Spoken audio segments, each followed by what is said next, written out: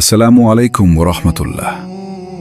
প্রিয় ভাই ও বোনেরা, আজ আমরা জানব ঘুমানোর আগে 3টি দোয়া পড়ার কি উপকারিতা আছে এবং কেন আমাদের প্রিয় নবী হযরত মুহাম্মদ সাল্লাল্লাহু আলাইহি ওয়াসাল্লাম আমাদেরকে ঘুমের আগে দোয়া পড়তে বলেছেন। ঘুম হলো মৃত্যুর ছোট ভাই। আমরা ঘুমালে কিছুক্ষণের জন্য আমাদের আত্মা আল্লাহর হুকুমে আলাদা হয়ে যায়। তাই ঘুমানোর আগে নিজেকে আল্লাহর কাছে সোপর্দ করা অত্যন্ত গুরুত্বপূর্ণ। নবী করিম সাল্লাল্লাহু আলাইহি ওয়াসাল্লাম ঘুমানোর আগে কিছু নির্দিষ্ট দোয়া পড়তেন, যেমন আয়াতুল কুরসি, সূরা ইখলাস, সূরা ফালাক ও সূরা নাস। এগুলো পড়লে কি হয়?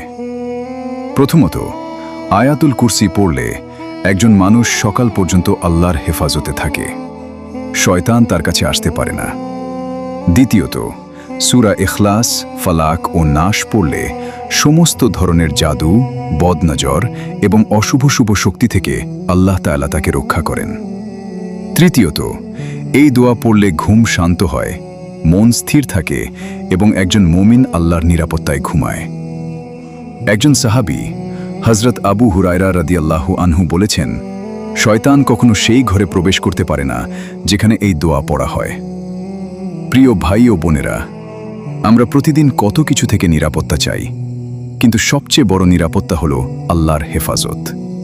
আর এই হেফাজত পাওয়ার সহজ উপায় হলো ঘুমানোর আগে এই দোয়াগুলো পড়া।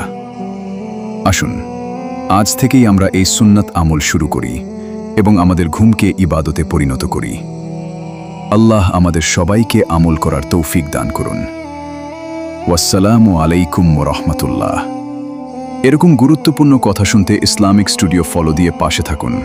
আর ভিডিওটি যদি ভালো লাগে, লাইক, কমেন্ট, শেয়ার করে দাও।